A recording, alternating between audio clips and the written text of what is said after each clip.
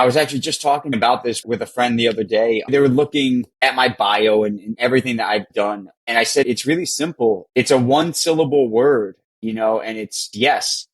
It's just go out there and put yourself in situations so you could say yes to things, right? Because if you say no, then I can tell you what the outcome is. The outcome is you're not going to do anything. And if you just start saying that word yes to whether it's performing with a wedding band or performing at a bar or whatever the situation is, but just by saying yes, you open that door. Welcome back to Second Verse, the podcast for artists who are picking their music back up, whether that means a comeback, a second act, or finally saying yes to the thing they put off for someone else's paycheck. Today's guest has been playing saxophone since 4th grade in a New Jersey elementary school, when a kid just going around the room happened to land on the one instrument that fit. 2 decades later, he's shared stages with Derek Trucks, Ja Rule, The Four Tops, and Bernard Purdie. And he spent 15 years as a full-time music educator before making a decision this year that he says is one of the only times in his life he's actually taken his own advice. We're talking about walking away from a stable teaching career in his 40s, starting his own record label after labels told him he didn't fit anywhere, and the one-word philosophy, literally one syllable, that he says explains almost everything good that's happened in his career. Plus, we get into his new record, Right Here, Right Now, and the story behind his reimagined cover of Oye Como Va with Santana's longtime lead singer, Tony Lindsay. I'm Becky Boyland, and this is Nick Stefanacci's Second Verse. Welcome, Nick. Thank you so much for being with me today on Second Verse. Becky, thank you so much for having me. And, just looking forward to getting to know you and talking a bit. Awesome. Well, I'd love to start with everyone's origin story. When did you first fall in love with music? I grew up around music my entire life. My whole family on my dad's side were musicians, local musicians, part of the local in New Jersey. So I grew up with music from, day one in the womb, I would say. My father's a guitarist, and so I was heavily influenced by, the Beatles, growing up and Cream and, just classic rock stuff, But in 4th grade in New Jersey, that's where the public school system starts their band programs or whatever. And it was funny, because most kids, the conversation with the parents are, well, do you want to do bands? What do you think? And, my house, it was just, well, you're doing bands. So what instrument do you want to play? And I was really blessed that I had, just an amazing teacher in elementary school. And he became one of my close mentors. We'll get more into that later on, but, he was an upright jazz bass player, studied at University of Miami with the great Eddie Gomez. I got to start music with him. And in Jersey, you kind of go around the room and you kind of pick what instrument you think you want to try, because it looks a certain way to you or whatever. And for some reason, I picked the saxophone and we tried it, and it was the right fit. From early on, I just had a natural gift for it. And here we are all these years later. I'm a band kid too. So yeah, there was no question. I wanted to play probably several years earlier than I was allowed to join, but cool. Yeah, there's just something so amazing about that. Yeah, for sure. That's awesome. So where did that lead you into your musical journey? Wow. Prior, when we get to like the second verse part of this, I was a full-time music educator in another life. And it really was just a natural calling for me, because when I was a student in school myself, I never really took to academics. I did well, but I wasn't like my sisters. I wasn't like my cousins who I grew up with. I was, very close with. So music was really my saving grace, was really my way out. In 5th grade, I played a solo with the choral teacher. So it was just like sax and piano. And so that was like my first step into the spotlight as a really young artist. And then in 6th grade, I was able to start studying privately with another one of my mentors. And, from that's where it totally exploded for me. In 6th grade, I also did the middle school talent show. And so I was one of like the few 6th graders selected for it. And I played a Charlie Parker piece with the choral director at the middle school. She played piano. She accompanied me on piano. I played I played some like, real bebop jazz. And the funniest thing that, one of the things that hooked me on music was after that performance, an eighth grade girl approached me in the hallway and said, oh my God, what a great job. I never expected that, and I was like, whoa, someone like, an eighth grade girl is talking to me. So right there, I would say, this is cool, man. There's a lot of power to this thing. And then, it just really kind of, bloomed and flourished in high school where, I just had so many opportunities to play music and play solos and, be in that spotlight or whatever, that it really just captivated my life. And I'm forever blessed because it's taken me around the world, Oh, that's amazing. And I love that story about the eighth grade girl. And when you get some of those accolades from not only your peers, but the kids that are older is just, intoxicating. Yeah. 100%. Because I don't think she talked to me the rest of the school year, It was just after that show that night, it was like accepted that she could talk to me or whatever. But that was something that just stayed in the back of the brain. I said, all right, yeah, this is cool. This is something I could do. So then you found yourself teaching. Yeah. I studied classical saxophone and music education in my undergrad. And so it wasn't a choice for me financially to just go into music full time. I had to pay back student loans and grow up, become an adult. And so that same teacher, J. Chuck Sastre, that I had in fourth grade, he helped me get my first teaching job in my old school district in Wayne, New Jersey. And so I got to teach at the high school that I graduated from, like right out of college. So that was bizarre. Amazing. Yeah. Really, really kind of bizarre. And then unfortunately that same year, we lost Chuck to pulmonary fibrosis. And he was 49 years old. He was Wow. young, and he took me to gigs when I was in high school. As a senior in high school, he called my parents like the night before a couple of times and said, hey, I'm leaving school, at lunch to go play a gig in the city. Can I sign Nick out because he's of age and take him with me to the gig and all that stuff? And those are experiences that I don't think many high school students have.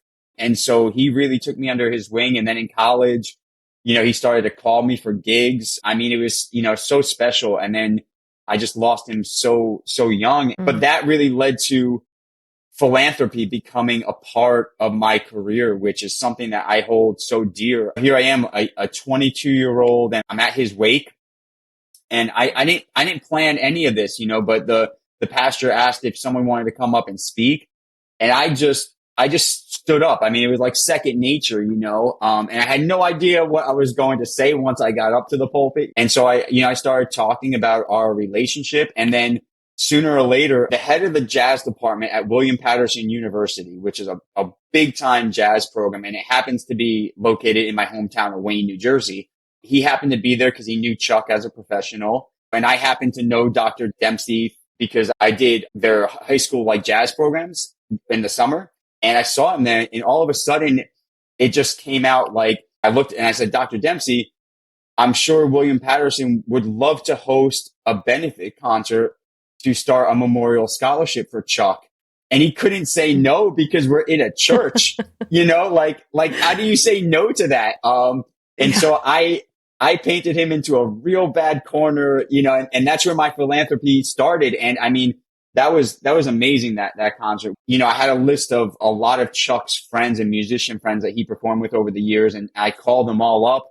And this was like, really before the internet really kicked in. So it was phone calls, and I said, hey, we're doing this benefit concert at William Patterson. Do you want to be a part of it? And I think we had something like 8 or 9 acts of musicians perform, and we raised over $20,000 that night. And that scholarship is still handed out on a yearly basis to graduating high school seniors who are going on, to study the arts in some capacity. And so that was kind of my first dive into philanthropy. Those are some of the best moments of my career is when you can give back and when you can create something that truly has an impact, Yeah, and what an incredible legacy to Yeah, continue to build that and keep that going. for Do you sure. continue to do concerts around that for fundraising each year? We haven't done one in a while, and it's just harder and harder. Dempsey is not at William Patterson anymore, so it's harder to get the room.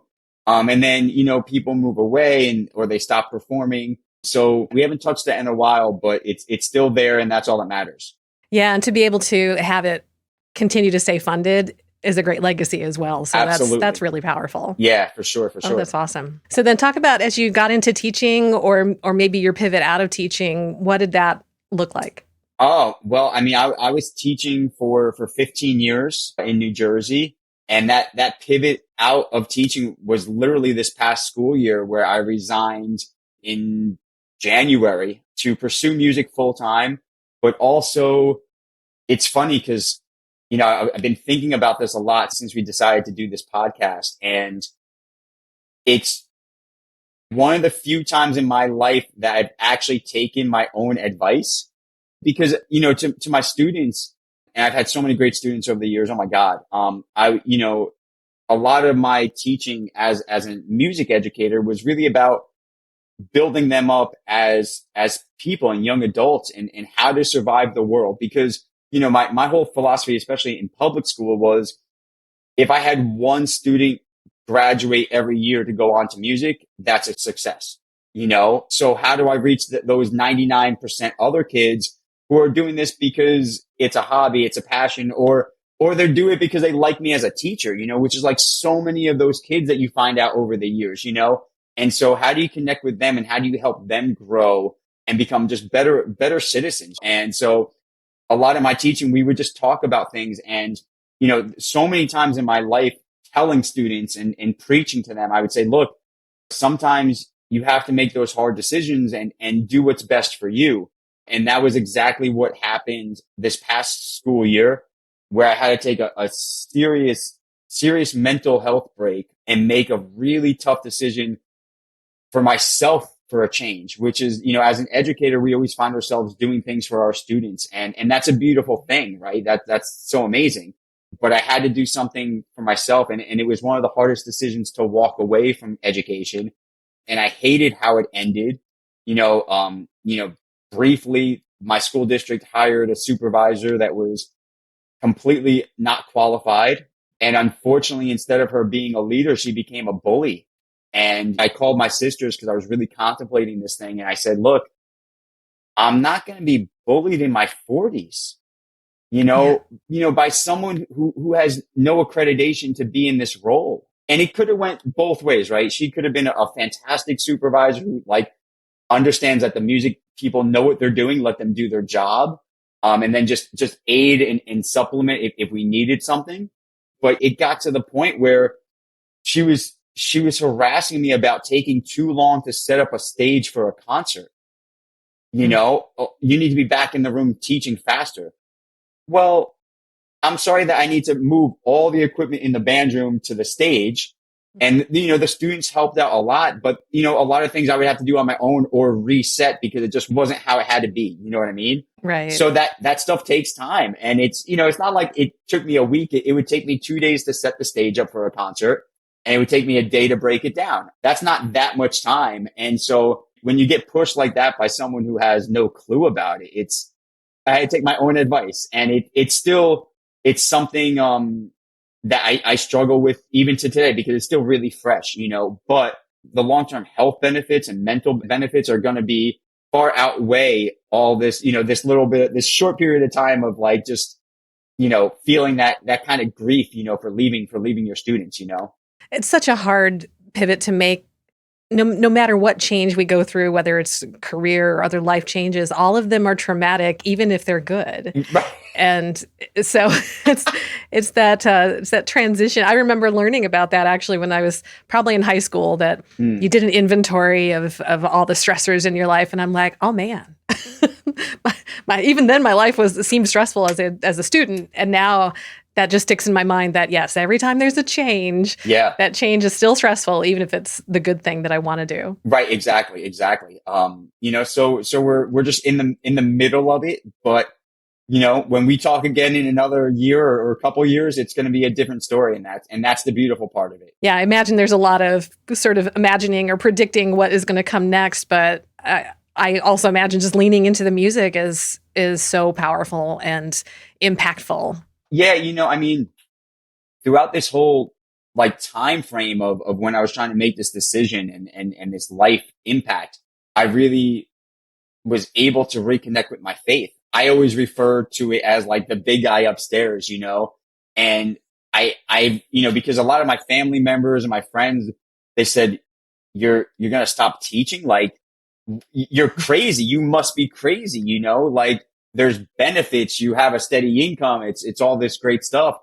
And I would just, I would tell them, I said, look, I can't believe that I've been given this opportunity to fail. I just can't believe that in the deepest, darkest places of my soul, I just, it's that feeling like, okay, yeah, this is a really tough decision, but you have to make it, Yeah. Yeah. Yeah. It's kind of like clearing the plate so that you can see what comes next. Absolutely. Absolutely. Oh my God. Teaching and being an educator will be a part of my life forever.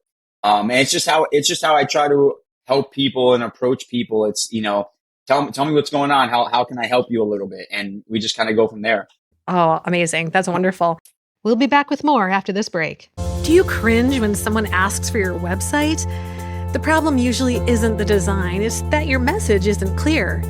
Attitude Creativity helps indie artists and creatives get crystal clear on their brand story and can build a website around it that actually grows your audience. I'm Becky Boyland, Story Brand Certified Guide, fellow artist, and your secret weapon to finally sounding like yourself online.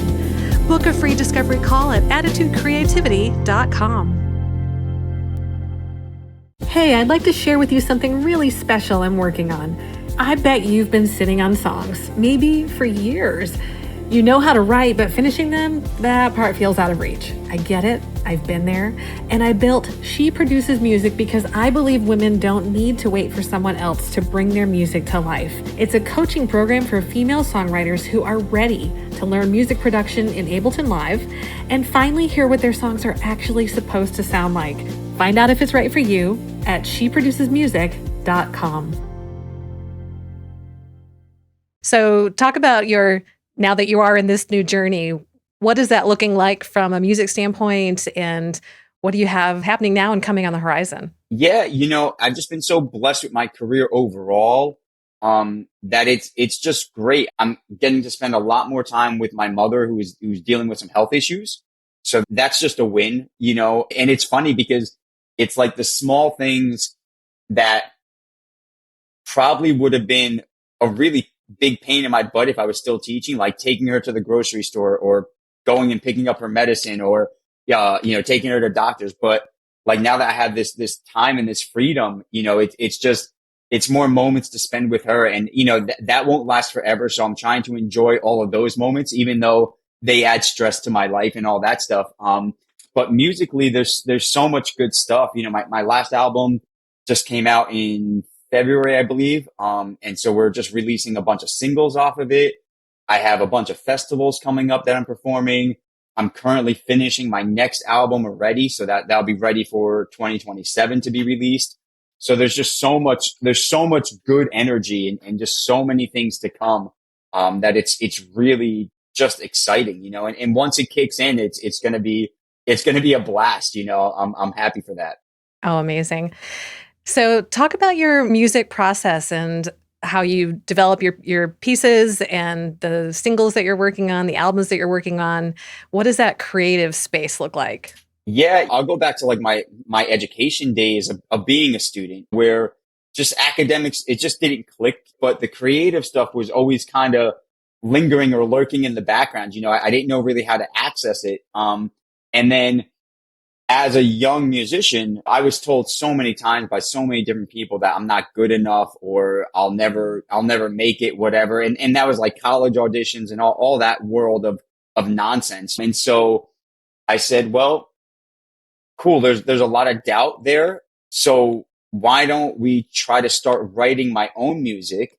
Because people can't stop me from playing my stuff. They may not think I'm good enough to be in such a band or whatever, or a program, but they can't stop me if I write my own stuff. And so that's kind of really where it started. And it started in high school because I would sit down and Chuck would play piano for me and I would just play blues. Right. And so in high school, I started to write my own blues melodies, right? Because you don't have to worry about the chord progression. The chord progression is already set for you. Yeah. So you find a key that you like to play in and you start writing new heads. And so it kind of really started there, right? And then as an undergraduate student, studying music and classical performance, my writing really had a chance to explode because of the classical side.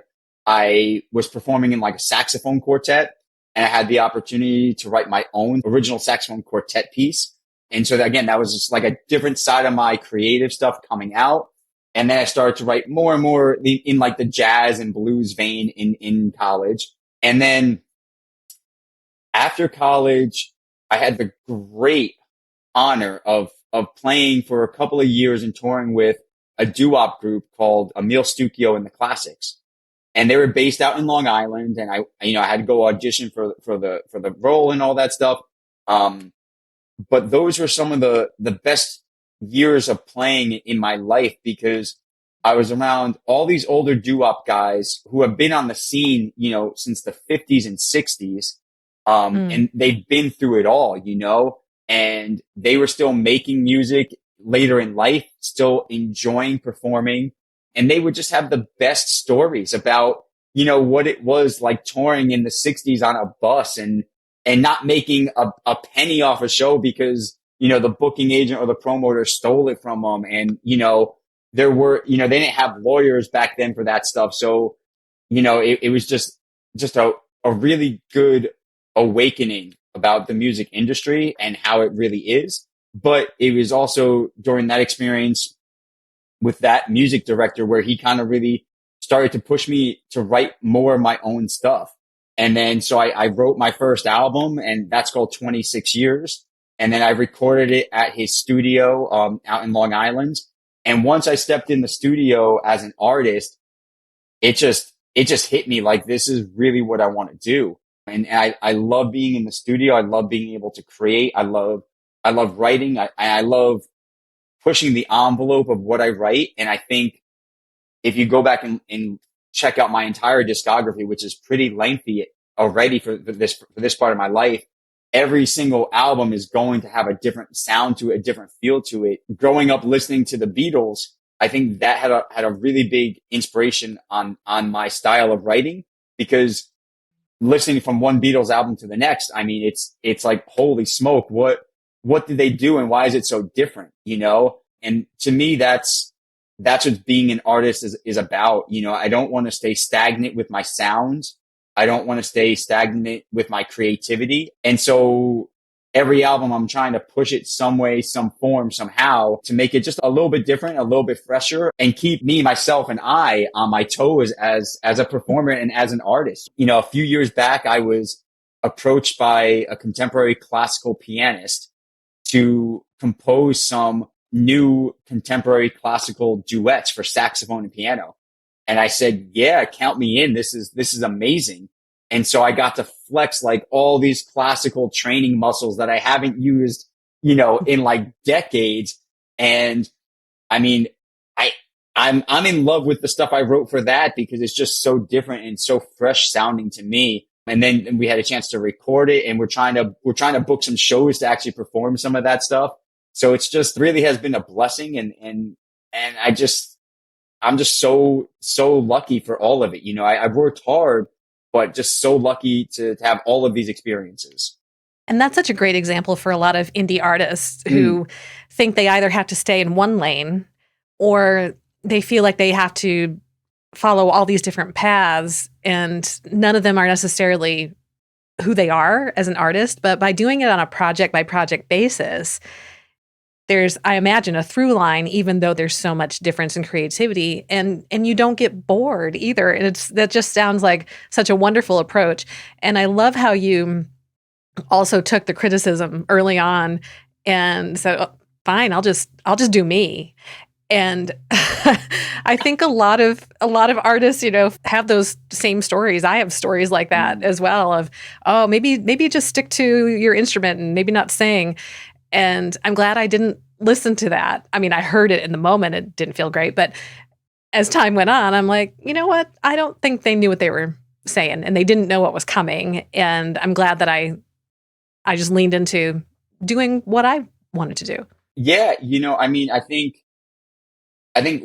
while I was an educator, I think that was one of the things that I really tried to preach to my students is, who am I to say that you're not good enough?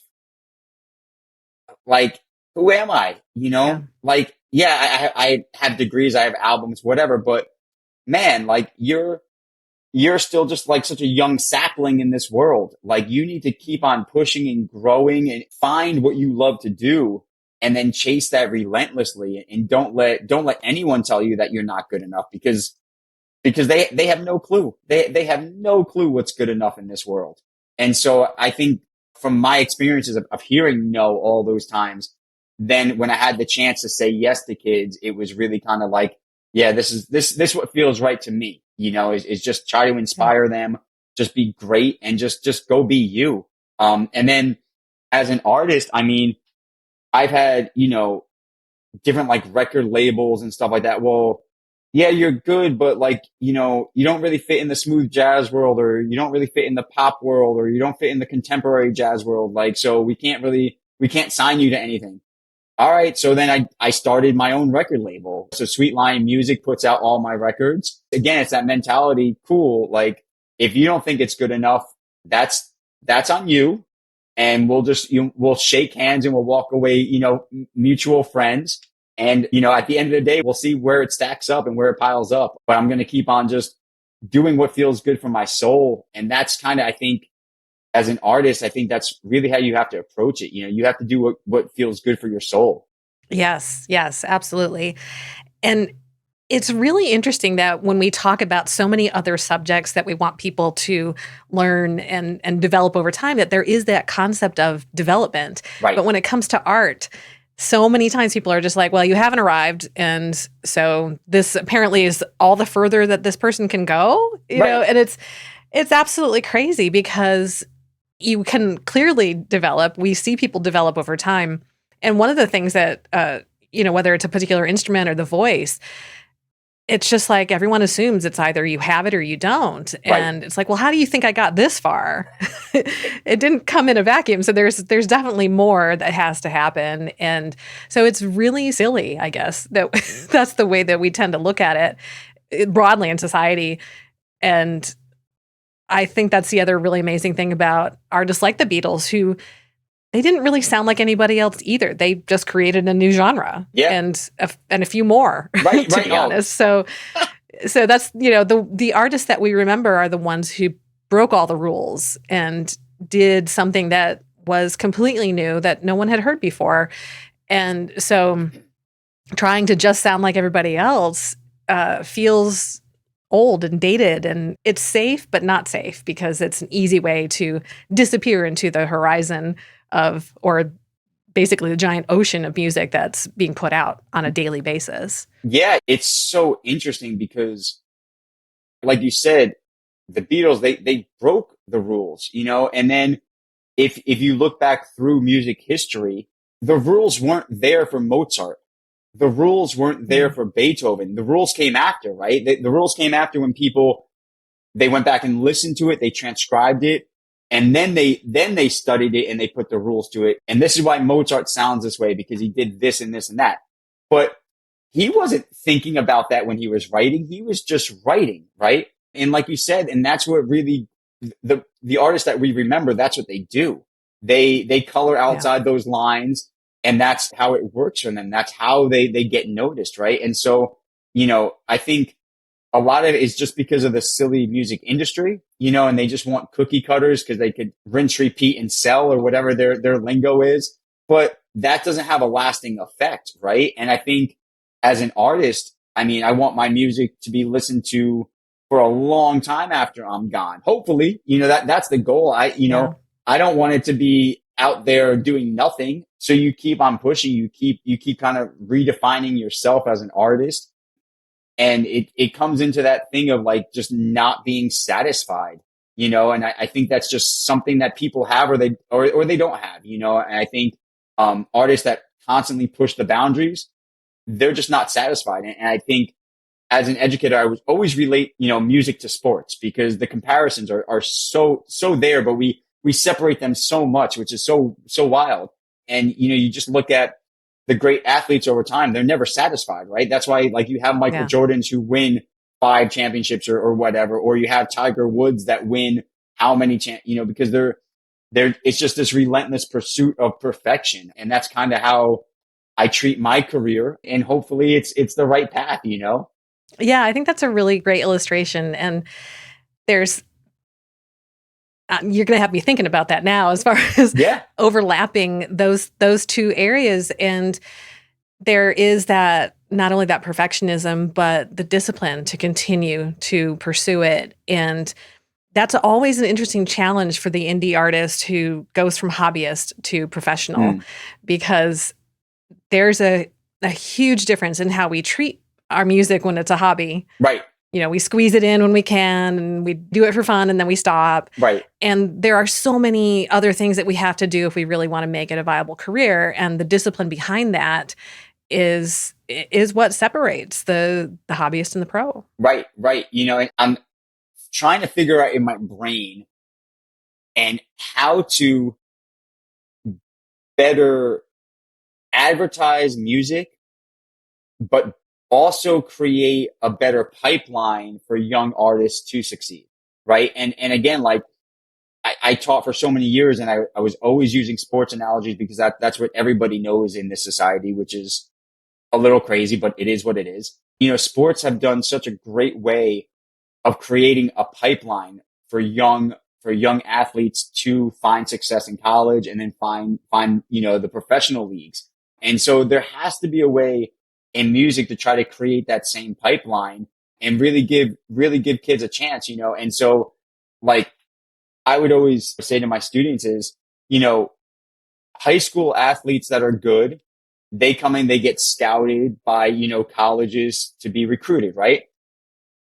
There were no A&R reps coming to my high school concerts, but maybe there has to be, right? Maybe there has to be college scouts for Juilliard and college scouts for Manhattan School of Music, Berklee College of Music, whatever, to go around to high schools and actually scout talent to try to get them to their programs. There has to be a way to do it. And maybe one day I'll meet the right people and try to put that into place somehow. But there needs to be a way to do it, because if sports can do it, why not the arts? The arts are just as important, if not more important, for growth and educational and learning than sports are. And like I said, like I would tell my students all the time, I can't teach height and speed. Like you're either going to be 6'4" and be able to run a 40 or whatever they measure for their metrics. But I could teach anybody how to play a blues scale. It doesn't take size. It doesn't take strength. It's a little bit of finger coordination and I got you. And so there has to be a way to create a pipeline to help kids find more success in the arts, so it becomes a little more prevalent in society, That really goes back to what you said just about going into college. Right. And this has been said several times on this podcast, that you had to grow up and get a job. And that's what we're told. Music is something that you can always be in an ensemble. You can always do these things on the side, but it gets pushed away unless you're going to be an educator. Yeah. Because of that same line of like, you got to go get a job. Right. And it's like, well, this could be a job. This can be a job. Yeah. And so it is really interesting, because I know that, especially for athletes that go on to college and play in college and then don't get drafted, it's sort of like, what do I do now? And they're lost. And of course they have to go get a job. That's why they have their other degree. But for the musician, many times that feeling of loss and what do I do now starts right after high school, because again, they can be in an ensemble, but like you said, there's no path. And that's profoundly sad. It is, because I mean, you're just stripping away so much from kids, and they're just trying to find their potential. Right. And so there has to be a way to create a pipeline. And so that's that's definitely gonna be something I'm going to start thinking about, because now I have a little bit more time to kind of go on these, adventures in my mind. Yes, yes, that's for sure. So for those who are at a point in their life now where they're like, maybe I should make the leap. Maybe Mm. this is something that has to go from hobby to pro. Yeah. What advice would you give to them? I was actually just talking about this with a friend the other day, and they were looking at at my bio and everything that I've done, and I said it's really simple. It's a one syllable word, and it's yes. It's just go out there and put yourself in situations so you could say yes to things, right? Because if you say no, then I can tell you what the outcome is. The outcome is you're not going to do anything. And if you just start saying that word yes to whether it's, performing, with a wedding band or performing at a bar or whatever, whatever the situation is.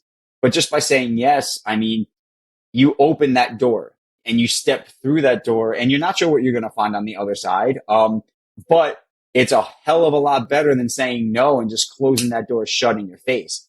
So I think that's really the best and easiest advice is you just have to say yes to things. And, some things are not going to go your way and they're going to be bad experiences, but all those experiences lead to being an artist, right? If you don't have the downs, then you don't know how to celebrate the ups. And then if you don't have the downs, how can you ever write a sad ballad? If you don't have that experience, you can't write it. So you need to go through all these emotions and just say yes. And trust me, like some of the craziest things are going to happen and you're going to say, oh my God, how is that possible? And it's really just from saying the word yes. So that's my advice.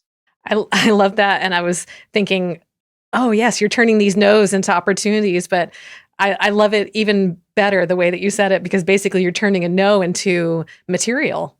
Yeah, right. Exactly. And I mean, there's been so many gigs that I've said yes to over the years that I shouldn't have or whatever, but they led to something else. Undoubtedly they led to something else. And that's just such a win. And you can't replicate that, right? You can't replicate that by looking at your phone and counting your streams or counting your followers. Take all that data and those metrics and just throw them out the window because it doesn't matter. At the end of the day, you're either going to write really great music or be able to perform really great music, or you're not. And having followers and stream, I didn't grow up with it, so I'm late to that whole party. So I don't really care about any of that party because it's not real. It's all fictional, So I say get away from the phone, put down the 2-inch screen and just go live life. Just go be outside. Yeah. And make connections, and the people that are 2 or 3 people further away, you don't know who that's going to be. There's no way that you can even predict who that's going to be. And it's those serendipitous moments that a lot of times just totally change everything. Yes. So you can't, like you said, you can't manufacture that because you just don't know it's even available. That's right. That's right. So yeah, you just have to say yes. It's cool. It's just that simple. So talk a little bit about what music is coming up next. And I know you're doing singles off of this current album. So share a little bit about that. Sure. So, the current release is called Right Here, Right Now. I thought that title just worked perfectly for where I am in my world. I didn't plan that, but it, again, it's just like this thing that it just came out of nowhere and it just worked. I said, okay, that's perfect for where I am. So, there's some really great music on this album. The last single that we just released a couple weeks ago is, the famous Tito Puente, Oye Como Va. And, if I do a cover of a song, I really try to expand it and make it my own. Right. And so I was really fortunate to get the great Tony Lindsay to sing it. And, if you don't know who Tony is, Tony was Santana's lead singer for the past 20 years. And so I called Tony up. I said, Tony, man, we're doing Oye. And he, I wish it was a video call because I'm sure his face just going, oh, but so I could only imagine what his face was, what his facial expression was. But, I said, yeah, we're doing Oye, but it's going to be different, man. It's going to be something like you've never sang it before. And he's like, well, Nick, I've only sang it one way for 20 years, around the world. So how do you want me to sing it? And so it was funny because if you listen to the first chorus, right? And it's just a chorus. There's no verses in it, right? It's just the Coda, Yeah. like a typical Spanish thing. It's brilliant. I said, Tony, like, I want to do the first chorus different. I want you to kind of like almost like vocalize the melody, right? And take a lot of freedoms, a lot of expression and make it different. And then subsequently, every time we get back to the chorus, it'll be more of the traditional route. But like, just give me like one chorus where it's not Oye Como Va, right? And so he was having a really hard time. And that's like the fun stuff of being a producer, right? Because it's like, man, this guy has Grammy Awards. He has, gold records, platinum records with Santana. He's been all over the world. How do I get him to free up and do what I need him to do? And so what ended up happening was I ended up just recording a couple of like saxophone lines that I thought could work, And I said, Tony, now just vocalize this, strip out my saxophone and make your voice do this. And he did it, man. And he did it. And I love what he did with the first chorus. I think it's really fresh and original. And then I added some horns to it and I kind of changed the arrangement a little bit just to make it my own. So I love this version that we did. And I'll be at the Asbury Jazz Festival in Asbury Park, New Jersey. So we're going to do it live and it's just going to be a lot of fun for the crowd. So I'm excited about that. And then, the rest of the album kind of basically encapsulates my approach as an artist, right? So there's like some funky stuff in there that's definitely like a James Brown, Maceo Parker type thing. I have a beautiful ballad, that I wrote as like a lullaby, and there's lyrics to it. I just haven't done the vocal version yet. So I'll release that later as a separate vocal rendition. And then, there's like a lot of Quincy Jones influence on it. And people always ask me like, how do you describe your sound or whatever? And so about a year ago, someone kind of came up with dubbing me like the Prince of Soul Jazz. And this was a club owner after he heard me. And I really loved that phrase, right? And it really makes sense for me because I always say that my artistry is kind of like a Quincy Jones mashed up with Maceo Parker. So a lot of like orchestrated pop hook songs just with a saxophone, like a funky saxophone, soulful, lead. And so I think like that Prince of Soul Jazz really kind of works as who I am as an artist. And Quincy is just one of those people that, he studied orchestration as a young person, and then he wrote for everybody. He produced everybody. And, obviously everybody knows his Michael Jackson stuff, but, his breadth of work is so astonishing. And that's what I try to emulate as an artist and a producer, right? Is how can we touch all these worlds and be great at all of them? And so that's kind of what I take into the studio when I write, is that kind of mantra, that kind of mindset. That's incredible. Those influences are just phenomenal. So yeah, that's amazing. Yeah. Yes, absolutely. So how can people keep up with you and find you on all the places? Sure. I mean, the easiest way is just through my website. So nickstefanaccimusic.com. And that has all my social links. And I will be completely honest. If you follow me on Facebook and you message me on Facebook, I will eventually get to it. I'm way more proactive on my Instagram page. It's just easier for me for some reason. I don't know why. So if you want to reach out, feel free to do it on the Instagram page. If you do it on the Facebook, I will eventually get there, but I apologize because it's something that I just don't look at very often. There was a time I had a great chance of living in Europe for over a year and playing all throughout Europe. And while I was on that journey, I deleted all my socials. I said, you know what? Like, this is a once in a lifetime opportunity. I'm living in Europe. I just need to be here. I need to be present in this moment. And I mean, that was probably the worst thing I could do as an artist, delete your social media accounts. But, I just needed it. I needed it for my soul. And so when I got back to the States and I started to like really record and produce again, full time, everyone's like, oh man, you really need to start your socials again so you could start getting bookings for gigs and stuff. Cause that's all that these people care about, is like how many followers and all that nonsense. So like Facebook was the last one I started again. So that's why I just don't interact that much, but Instagram is probably the best. And yeah, you'll find like all my tour dates, ticket links, all that good stuff, latest videos, latest like interviews and, all that cool stuff. Awesome. And we'll have everything in the show notes. Cool. And you make me nostalgic for when I was in college. I spent a semester in London, and the way that the email was set up for campus was on actual physical servers. And so we didn't have our own computers at that point. Right. And you didn't have to set a password because you were logging into your entire virtual, environment. Right. So nobody told me that I needed to set a password so that I could access it remotely. So I had no email for an entire semester, and it didn't, this was pre-social media, but I was kind of like, this is cool. This is actually healthy. This is good. I agree.